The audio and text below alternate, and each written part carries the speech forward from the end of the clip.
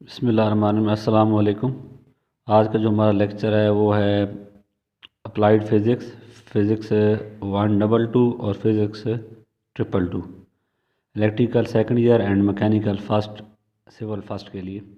अब इसमें हमारा जो टॉपिक आज का है वो है motion under elastic restoring force के लचकदार बहाल कुन क़ुव्वत के तहत जो है वो हरकत। अब पिछले टॉपिक में हमने पढ़ा था कि लचक क्या होती है और ऐसा जिस्म जो लचक शो करता है उसको लचकदार जिस्म कहा जाता है। अब यहाँ पे एक नई टर्म है बहाल कुन क़ुव्वत। बहाल कुन क़ुव्वत ये होती है कि जब आप मिसाल के तौर पर इस स्प्रिंग को यहाँ से इस पॉइंट से लेकर इस पॉइंट तक खींचते हैं और जब आप फोर्स हटा लेते हैं, आमिल क़ुव्वत हटा लेते हैं, तो जिस्म असली हालत की तरह वापस लाने की जो फोर्स कोशिश करती है उसको इलास्टिक रिस्टोरिंग फोर्स यानी बहाल कुन क़ुव्वत कहा जाता है। फ़र्ज़ करते हैं कि ये हमारे पास एक स्प्रिंग है, स्प्रिंग में सिस्टम है।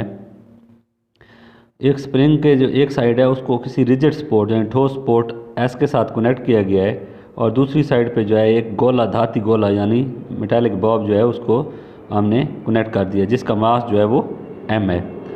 अब इसमें हम कहते हैं कि सपोज़ फ़र्ज़ करें कि ये एक जो है हमवार सतह के ऊपर जो है वो पड़ा हुआ है, बग़ैर रगड़ के यानी फ्रिक्शन लेस हमवार सतह पर पड़ा हुआ है। जब हम यहाँ पे इसके फोर्स लगाते हैं, इसको हम दाएं साइड पर इस पॉइंट पर ले आते हैं, तो सपोज़ हम इस पॉइंट कहते हैं कि ये पॉइंट है ए और ये पॉइंट है बी। जब हम इसको ए पॉइंट से बी पॉइंट तक खींच के लाते हैं तो स्प्रिंग के अंदर जो है, इसकी लंबाई के अंदर जो है हुक के कानून के मुताबिक, क्योंकि हम फोर्स लगा रहे हैं तो इसकी लंबाई में जो है वो इजाफा होता है।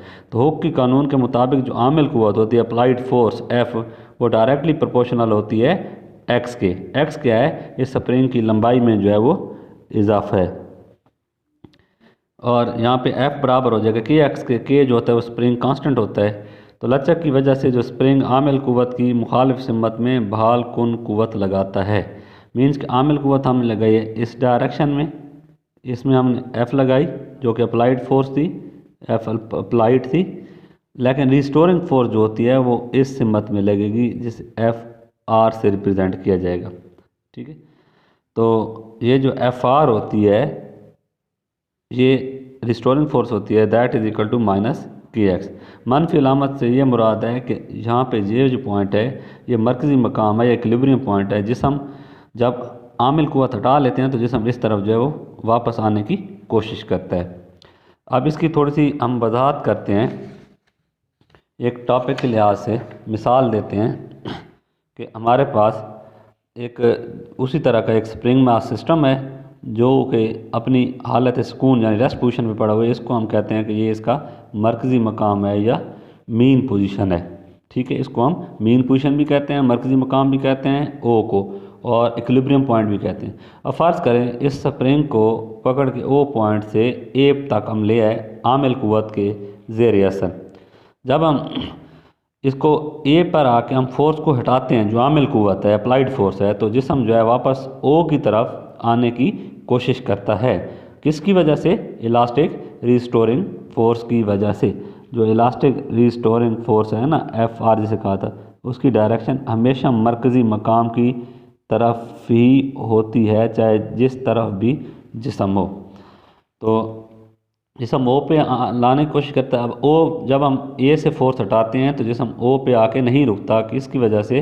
जमूद की वजह से, जिसे हम इनर्शिया कहते हैं, क्योंकि उस टाइम जिसम हरकत में आया, जिसम चाहता है कि मैं हरकत में ही रहूं।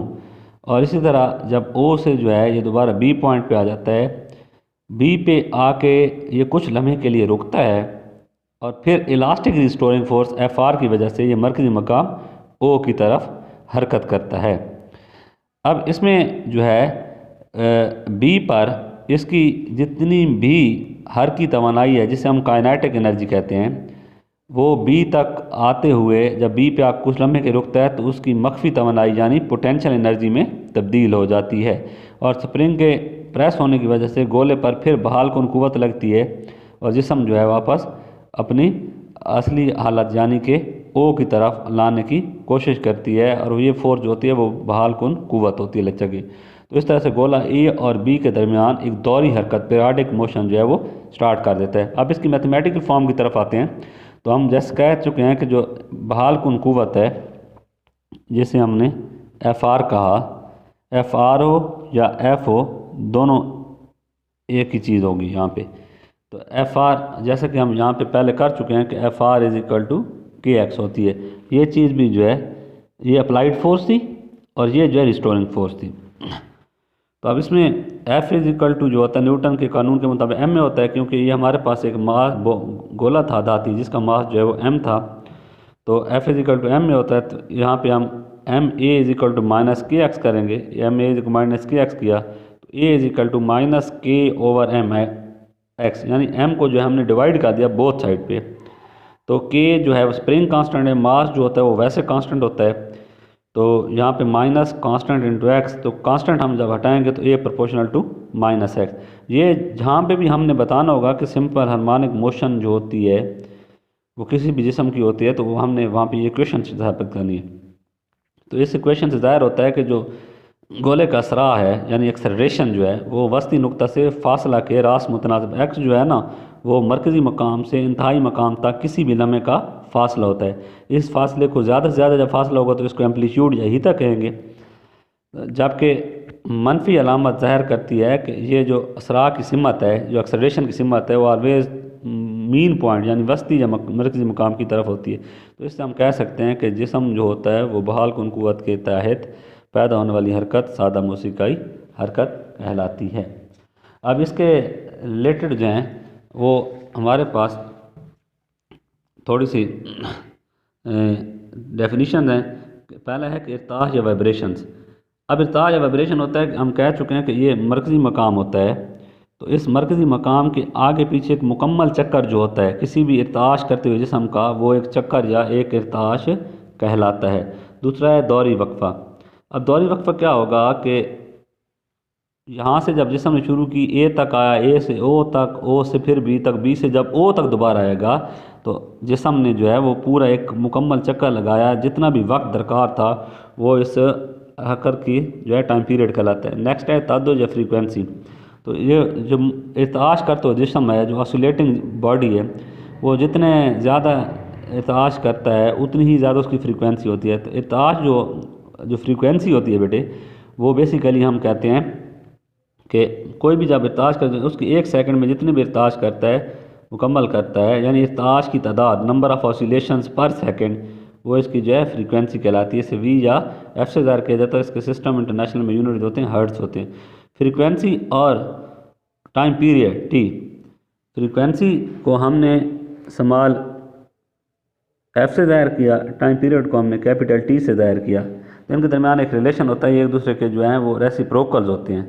F is equal to 1/t होता है और यहाँ से हम यह भी कह सकते हैं कि टी जो होगा बेटे वो 1/f की इक्वल हो जाएगा। नेक्स्ट है डिस्प्लेसमेंट या हटाव। किसी खास लम्हे पर किसी मुर्तज़ जिस्म का मरकज़ी मकाम से फासला जो है हटाव कहलाता है। यानी यहाँ से ओ से आप चले, अब यहाँ तक ऑब्ज़र्व करना चाहते हैं तो ये आपका एक्स होगा, डिस्प्लेसमेंट होगा। इस साइड पे आके यहाँ तक कर लें तो ये भी आपको यहाँ से लेके यहाँ तक जो है वो एक्स यानी डिस्प्लेसमेंट होगा। आ गया हीटा या एम्पलीट्यूड। किसी मुर्तज़ जिस्म का यहाँ से ओ से लेकर ए तक टोटल जो फासला है, क्योंकि जिस्म ने ए और बी के दरमियान इर्ताश करना एक मरकज़ी मकाम ओ के बहुत, तो ये चीज़ जो होगी बेटे ये कहलाएगी एम्पलीट्यूड। ओ से लेकर ए तक या ओ से लेकर बी तक एम्पलीट्यूड कहलाएगा। ओ से ए के दरमियान किसी भी लम्हे या ओ से बी के दरमियान किसी भी लम्हे वो जो है बेटे वो डिस्प्लेसमेंट कहलाएगा। तो ये हमारे टॉपिक्स थे। नेक्स्ट टॉपिक जो है हम सिंपल पेंडुलम का करेंगे और इंशाअल्लाह ताला